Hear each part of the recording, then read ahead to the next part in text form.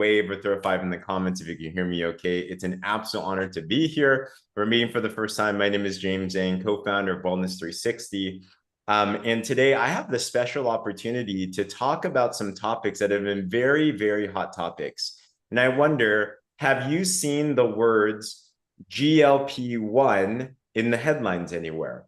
Or maybe there's GLP-1 shots, things like Ozempic and Wegovy and Mounjaro, these types of things. Or even there's a lot of products coming out now with GLP-1. And I don't know about you, but when I see this over and over and over again, it gets me curious to think, what is it actually?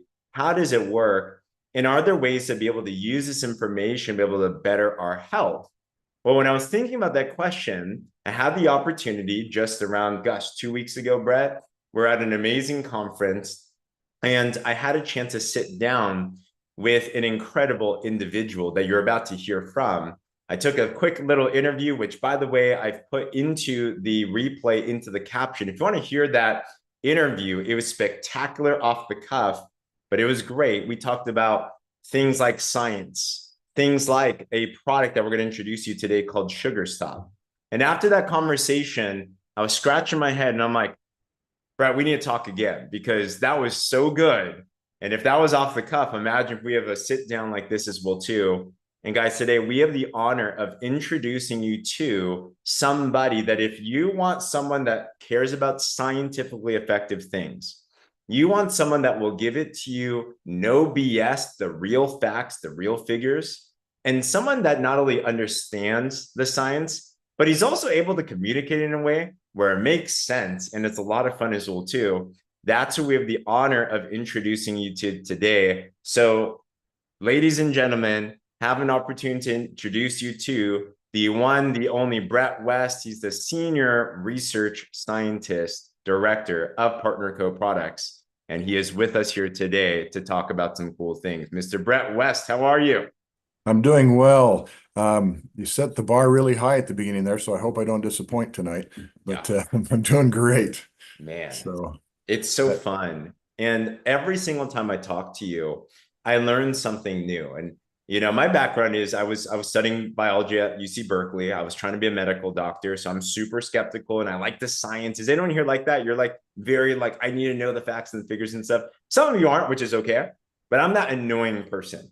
So when I hear science, like it needs to make sense. And when I talk to you, like instantly my guard goes down, everything clicks and makes sense. I'm like, man, why did I think about that? And the way you verbalize things is incredible. So I got a couple questions and we'll dive into an exciting tool that I get introduced to as well too.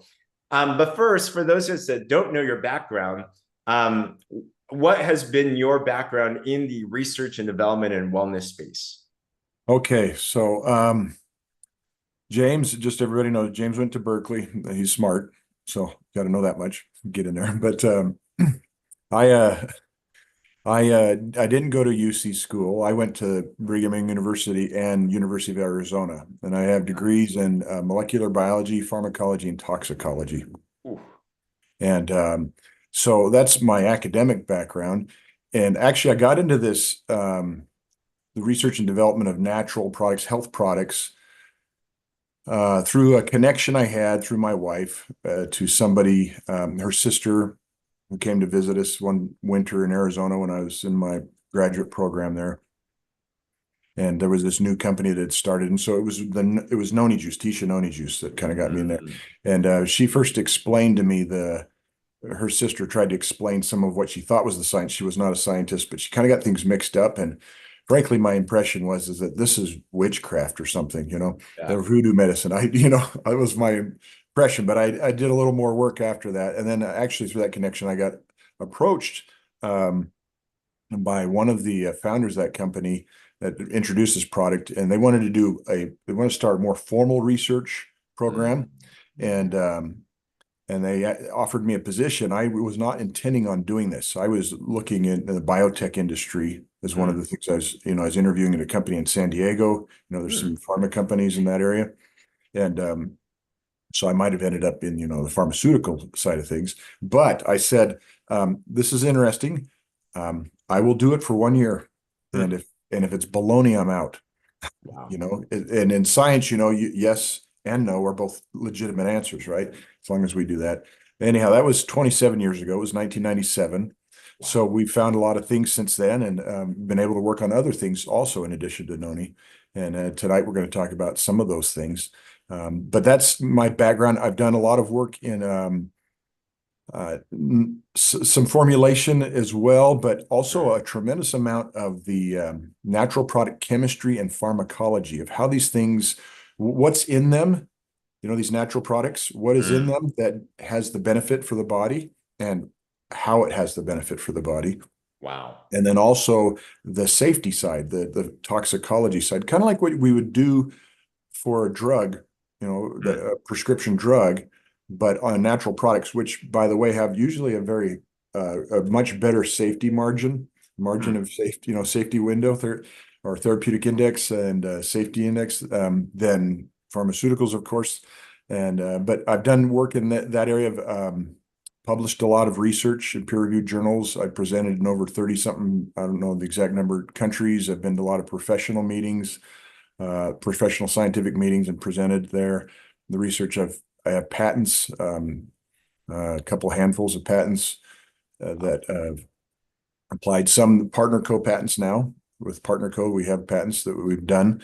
Wow. Um, and also novel food approvals. So, the safety assessments of some of these natural products in places like the European Union, and those are very, Wow. very time consuming and take a long time to do and a lot of research and a lot of people to show the value and the benefits and the wholesomeness really of these products and these new Wow. ingredients that we take in there. So that's kind of a snapshot of it.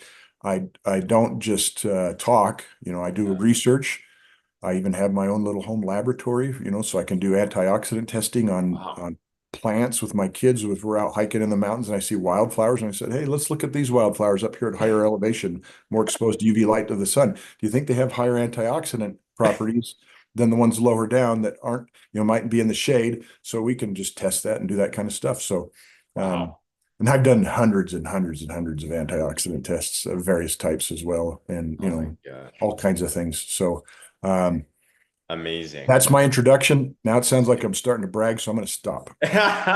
Guys, I hope you can tell Brett knows his stuff and he's a legitimate scientist.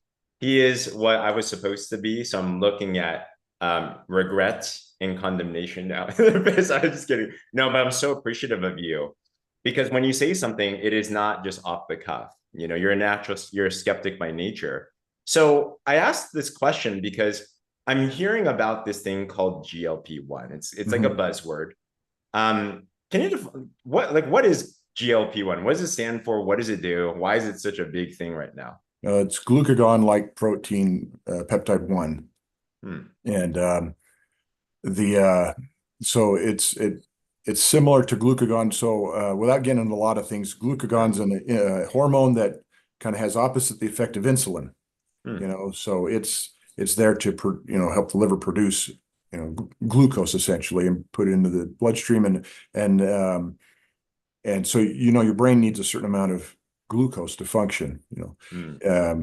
We often talk about how sugar's bad, and we're going to talk about sugar stop tonight. That's Hmm. because we have too much. All right. So think of like water. We've been seeing in the news this hurricane that hit back east. We need water to live, but too much water kills, right? The same Hmm. thing kind of with sugar, glucose, right?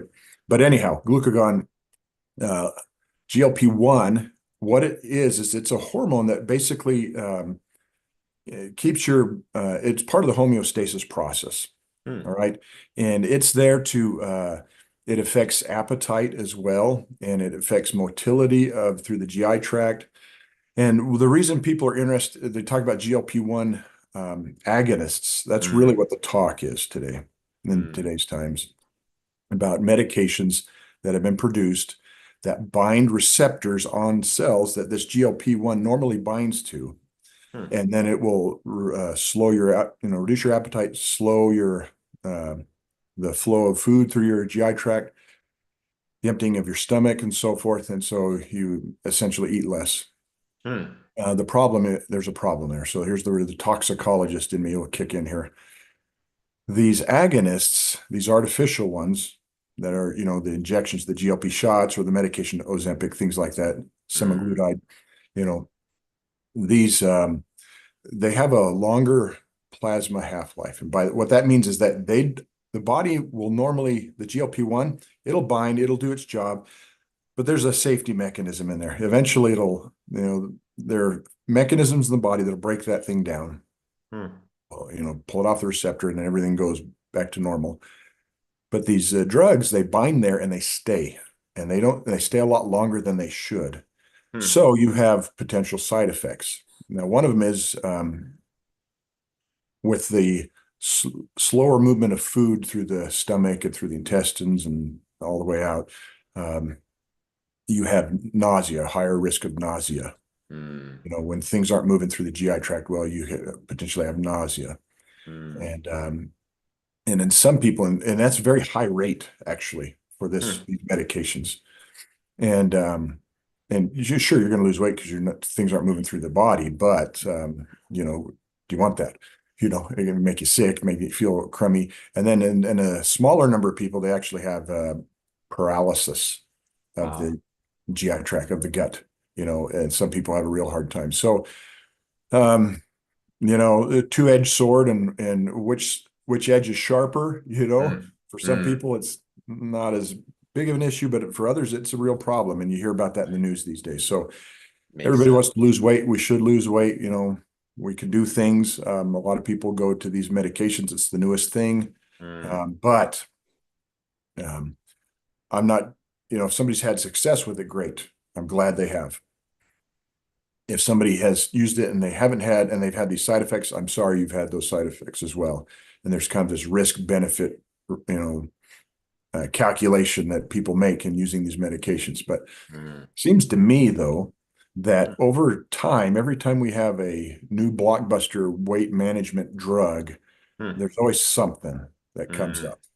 Hmm. It's, but that's why we offer what we do. So Makes our sense. business is focused on what are the safer Yeah. alternatives, what are the more natural ones that kind of work more in harmony with the body. Right. And so anyhow, that's the big thing right now. I know there was a lot of interest in that, Yeah. and people are making products that say they can increase GLP-1 naturally in the body, and there are some things that can do it, but a lot of them are baloney. I'm going to tell you that on the Hmm. market right now. Um, Hopefully tonight I'll explain why ours can help Yeah. with this, and it's based on a lot of research, Hmm. like sugar stop and that's fiber content. And I mean, these are nutritional things that are known, Right. and so a lot of interest in there. So I love it. does that answer your questions It along? absolutely does. And guys, I just love because the philosophy is who here would agree that if there's a holistic, natural way to help yourself, it'll be a better first step to consider than a pharmaceutical drug. Nothing against drugs. There's a time and a place, there's tools and everything. So if someone is using a semaglutide right now, we're not saying stop using it, work with your doctor. We're not dinging you on it, but we want to submit some things to your awareness for all of our better wellness. And that's what I love about Brett, because you're giving us the science, right? These are facts and things to consider in all of that. So GLP-1 agonist is the talk of the town. And you do mention there are ways. There was this amazing blog article that was just posted, which I'll link in the comments as well too. But this is talking about how to produce GLP-1 naturally. And we even have a product that contains some things that can do that as well too. So, when I hear about that, Brett, when I hear GLP-1, automatically I think I can't do it naturally. Automatically I think I need some other product, I need some other thing, but there's actually ways to do it and everything. What are some of those ways? Well, one right now is eat more fiber. That's a big Hmm. one right there. So people are usually deficient in the amount of fiber they have in their diet, right? And so we'll just talk some basic nutrition here. You need 25, 30 grams or more fiber a day. That's the recommendation based on a lot of studies, a lot of research. Um, and it's not just for cleaning you out, okay? It's Hmm. not just for cleaning you out. It's there. It helps with blood glucose control, blood sugar levels. It can help with lipid levels and things like this. This is well known, well described, and that's why there is a daily value recommended for fiber. Hmm. Across in all nations that have any kind of nutrient recommendations, fiber's part of that. But a lot of us are getting, we're lucky if we get 10 grams a day from our diet, and you think about it, you can eat how many heads of lettuce, depends on the type of lettuce too, but the water content and so forth. But you need a lot, to hit that amount. And, you can eat other things. You can eat beans and vegetables and, whole grains and things like that. Well, Sugar Stop has, 10 grams of fiber per serving. So it's something that certainly you eat it, you drink it, mix it with the water, put it in, and then it helps helps you feel full. It's satiety, that part, and it will help, the gut health, because a lot of those fibers that you can't. So fibers are let me just a little chemistry here, okay? There are different types of carbohydrates, and this will be relative to the discussion a little later on how Sugar Stop works. Okay, carbohydrates, everybody hears carbs, right? And usually when we talk of carbs, we're thinking of the ones that make our sugar levels go up, right? Or make us fat, because the extra stuff is stored as fat. There are carbs that are not digested by the body, and that's called fiber, and they just move on through the GI tract. But there are bacteria in the GI tract, gut bacteria, that love that fiber. And a lot of these are healthy. And well, the ones that really like the fiber are the healthy ones. And you kind of need those. You've heard about the gut-brain axis and the gut immune system axis and all this stuff. And so there's a benefit there from this fiber that goes through, and these bacteria work on it. They have metabolites that are part of our healthy, function of our body. But also this fiber, when it's in there, one of the things that happens is that it stimulates the production of GLP-1. Eating a good fiber, GLP-1 is then going to be produced. And guess what that will do? That'll help curb appetites. That'll slow some of that movement so you don't get as hungry as fast, and you might not eat as much. And guess what? That GLP-1 is the natural stuff. So it's not going to hang around a long time and cause gut paralysis. So wow. Easy thing to do, eat more fiber. Just get more fiber. Makes sense. You should eat it in the food change your food that you eat, have more fiber-rich foods. Also for convenience sake and for the other issues that we'll talk about a little bit, Sugar Stop's an option too that would be very, very good to use. And it has both the soluble and the insoluble fiber, each have their benefits. Wow. You need to have a balance of both. Some fiber supplements only will have an insoluble, and that's good, but you still need both types, soluble and insoluble. Wow. Gosh. Guys, who here has already learned something about your wellness today? Put a 1 in the comments if you have. Thank you for that explanation. Well, we talk about Sugar Stop. This just hit the market out here in North America, and it does have fiber in it. I think 10 grams of fiber you mentioned. But it's not just that as well, too. So that's the part that can stimulate more GLP-1 production. But this is way more than that as well, too, which lends to the bigger problem of blood sugar balance and these types of things. But can you describe what else is in this Sugar Stop and why is this important? Okay. So let's see here. You're sharing something right now. I don't know if you, is it possible for me to share a little picture here? Yeah, for sure. You have the ability. All right. Let me work through this here. My interface has changed a little bit. If not, I'm just going to talk instead. No worries. Let's go share here. There we go. Oh. Okay. Let's see if this works. Thumbs up if you can see this picture of Sugar Stop. Okay, yes. Good. Okay, that's what we're talking about, Sugar Stop. All right. Let's go here. There we go. Okay. To help explain this is a train. This seems very little, maybe too kindergarten looking, but I'm using it to help teach a principle here. Love it. So carbohydrates, they are made up of individual sugar units, okay? Monosaccharides. And when you connect them all together, they're what we call a polysaccharide because they're all linked together. Now, fiber is linked in a way, hooked together in a way like the cars on a train. They're hooked in a way that we don't have enzymes to break those down. Okay, and that's why it moves through our body. However, things like starch, they have connections between the cars on their train that are susceptible to enzymes that will cut them up. So I show you here like this train analogy, and then each of the little individual monosaccharides that are connected together that make up the starch, And then these enzymes in our digestive enzymes are like scissors that go and snip each one off. Okay. And then you can now absorb those individual little sugar units, and then they go into the body, the bloodstream, and then your blood sugar levels go up, and your brain can use them. And then if it go up too long and too much, too high, and you get more than you actually need, then there's a whole host of problems. It's not just about fat storage. It's also about something called glycation, which is a long-term health problem as well. That's what we were talking about, James, last time, I think, is we got into glycation and bad news for the body long term. Okay, so you have these enzymes that need to cut these things up, this like starch, to cut up starch so you can digest it and absorb it. Now let's go to not starch. Let's go to another type of carbohydrate, sugar, sucrose, table sugar.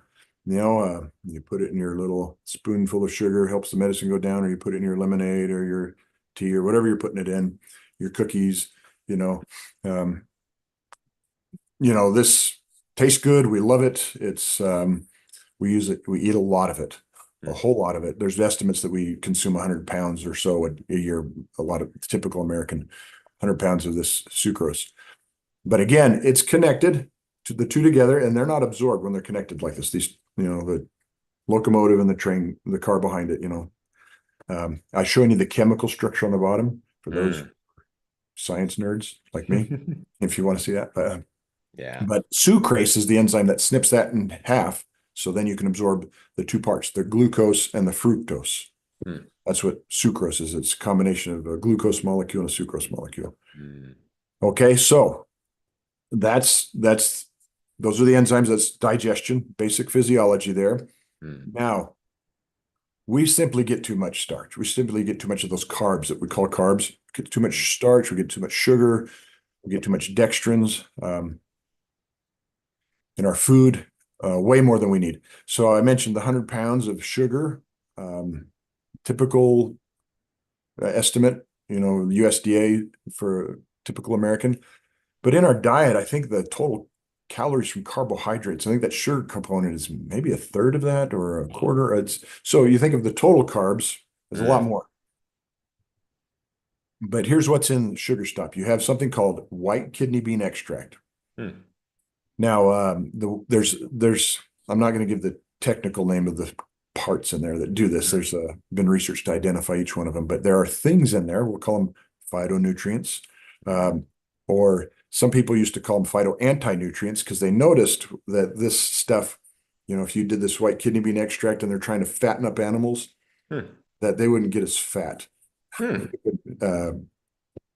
they originally, if you go back into the 50s and 60s, they were thinking this is an anti-nutrient. But now it's a pro-health product because we have a problem where there's way too much sugar, right? So white kidney bean extract is in sugar stop, and what it does is it blocks some of the amylase. It'll go in and it'll tie up. So think of it as grabbing the scissors and holding them so they can't snip that stuff. And then that extra starch just goes through. So there's up to about 40% of the starch in the food that we eat can be prevented from being converted into sugar and being absorbed. Wow. With this white kidney bean extract. The other one is L-arabinose. L-arabinose itself is technically a sugar, but it's not a sugar we use. Right? It chemically fits in the sugar categorization, but it's not one that we absorb and use and get calories from. But what it does is it'll tie up that sucrase. And so the sucrase can't clip the table sugar. And so instead, the table sugar, the glucose, the sucrose just moves on through the GI tract and out and wherever it ends up, So that's blocks up to 20% of the absorption of sugar from table sugar. So that's what's in there. And that's what's kind of going on. So I'm going to stop sharing here so you can show whatever cool graphics you might have.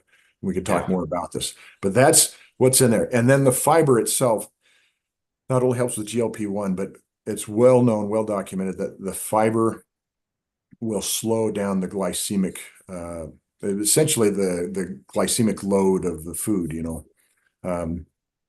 The rise in blood sugar levels is dampened when you have fiber in the diet. With your food, so. Wow. Guys, so this is what I'm hearing from you, Brett, is would we all agree that we all eat way too many carbs a day, even if we're trying not to, right? I remember when I started getting into wellness and I got introduced because of the body balancing drops. And then along with that, I started learning about glycemic load and index and blood sugar and stuff like that. And I started to make the decision, I'm like, I'm going to try to not eat as much carbs. And I started realizing everything I ate was carbs. I'm Asian, I have rice at everything, bread has it everywhere, pasta everywhere, right? Even the food that I thought was healthy had tons of carbs that were in there. So we all eat too much. So what you're saying is when you take sugar stop, this is ingredients in here that naturally help you to kind of just lessen that load so you Yeah. can get to where you want to get to of balancing your body faster and easier in a natural way. Would that be a good way to describe it? Exactly, exactly. So when you think about, well, I'm already doing something. Why do I need sugar stop? Well, that's like saying, okay, I'm trying to lose weight by not eating, but Mm-hmm. so I'm not going to do any exercise. That's a Mm, bad idea, right? Everybody, usually there's certain foundational things for every weight management program that usually mm, means we're going to cut back some calories. mm, That's what like the drops do. mm-hmm. You're not eating as much, right? You're not your body and you're burning some more calories too, right? And that's what the exercise helps doing. So why would you limit, tools that are available to you? So let's say I'm using the drops and I'm finding good results, but I'm still eating food. You're still going to eat some food, right? And but there's a lot of sugar in that food still. A lot of foods. Mm, It's hard to get away from. Hopefully you're eating really, really well. But if you do this sugar, if you add sugar stop to it, you should get better results. Let me definitely. give you an example of that. A study we did with trial with people, human study Mm, with people with sugar stop. We had them on a program where they were targeting about 2 pounds of weight loss a week based on reducing calories, increasing exercise, and so forth. We had them use sugar stop too. Well, they had an average, then they started averaging 3 pounds of weight loss per week. So you're getting an extra pound by just adding, you're already doing some work to get pounds off. And then they got an extra pound on average. And now there was, of course, some people lost a lot more and some less, depending on what they had, but it was an extra pound of weight loss a week. wow. They were dropping 3 pounds a week. Now, the question is was that really due to the reduction in sugar absorption? Here's how we checked. So we were able to measure something called advanced glycation end products. So this excess sugar, some of it's stored as fat, some of it goes through another pathway called the polyol pathway, and it causes a bunch of problems that way. And then a whole bunch of it is converted to what we call glycation products. It's where the sugar binds proteins and causes big problems throughout the body. Use like Trauma. A1C, for example, right? A1C is Exactly. Yeah. So hemoglobin A1C, it's glycosylated hemoglobin. mm, You all know this. It's a marker for diabetes. And why do we care? Well, it's a marker for your sugar levels, but guess what? That extra sugar makes it so it can't hold oxygen as well either. mm, So now there's an example of these product advanced glycation end products. Well, there's a way we could measure it in the skin, non-invasive way, but we can check the levels in the skin. So we did that, and we found that these people had significant reductions in their advanced glycation end product levels in their body, using the skin as the marker. And this was over just about 11 weeks or so. And what that resulted in, though, was as you get older, your AGE, your advanced glycation end product levels tend to increase. So in population surveys, mm-hmm. with thousands and thousands of people in Europe and the United States and Japan and China and all over, we've seen that these AGE levels tend to increase with age. And in fact, you can graph that and say, okay, a person of about 50 something years old, I'm including myself, but I'm leaving the last part off so that you don't judge me or something. Ha! No, but 50 something years old, that their AGE levels are about, here typically, right? And so Mm, you can predict, the average person has an AGE level about this of that age. What we did is we found that the average reduction in the AGE levels corresponded to them basically people being matched up with those that were almost 9 years younger than them. wow. So like turning back the clock 9 years as far as the glycation load goes. So we knew that this was reducing the sugar intake into the body because guess what? There was less advanced glycation end products, and it was kind of rewinding things.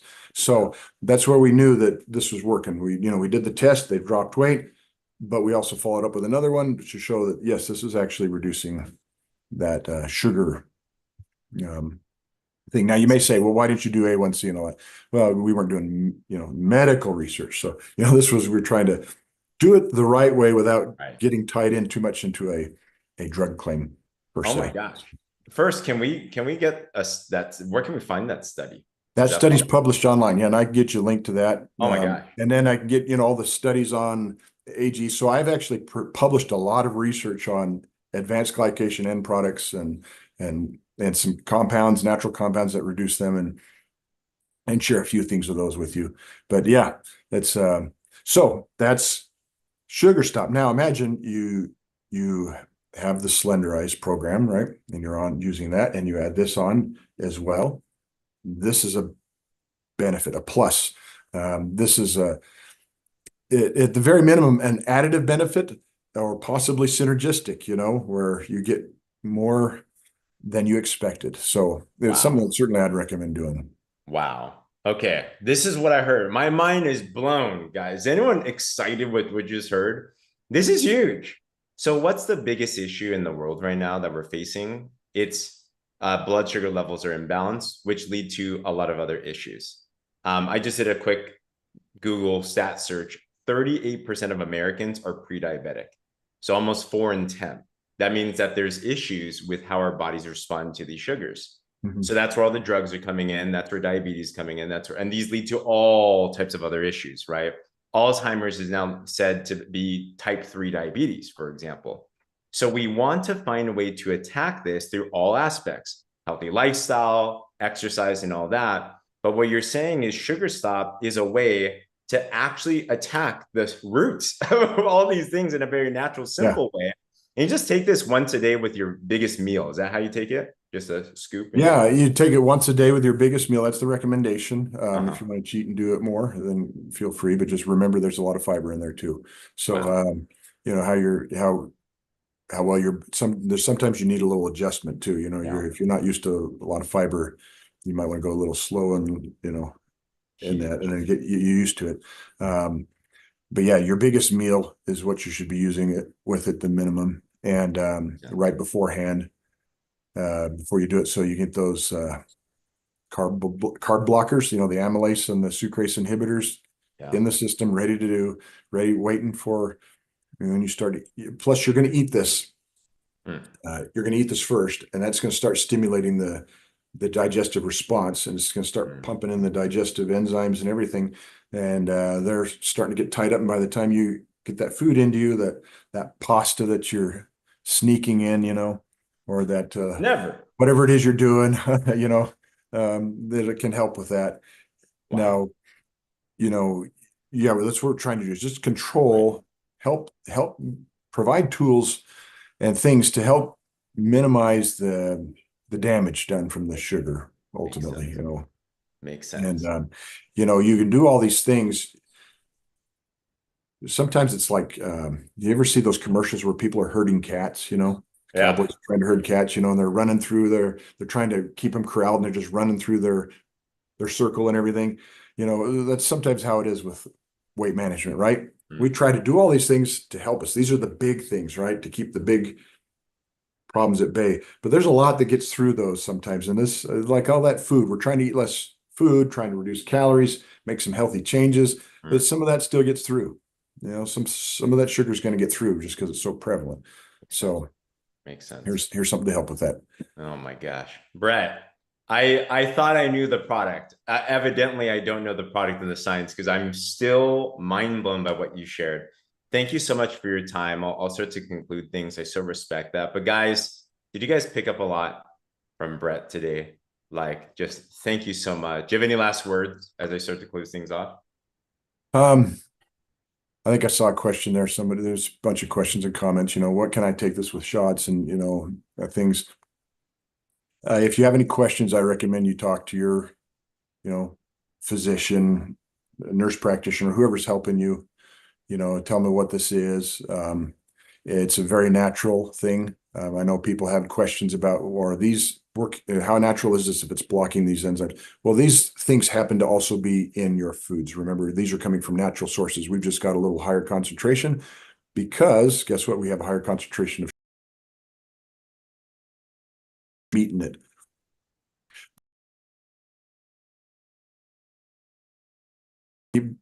Um, keep trying. If you're having struggles, keep trying. Keep working at it. And if you're sharing this with other people, good. Thank you for doing that and helping people out. That's helping people is the best thing we can do. Absolutely. So. Thank you, Brett. Thank you for your time. Guys, drop some love for Brett in the chat below as I close things off.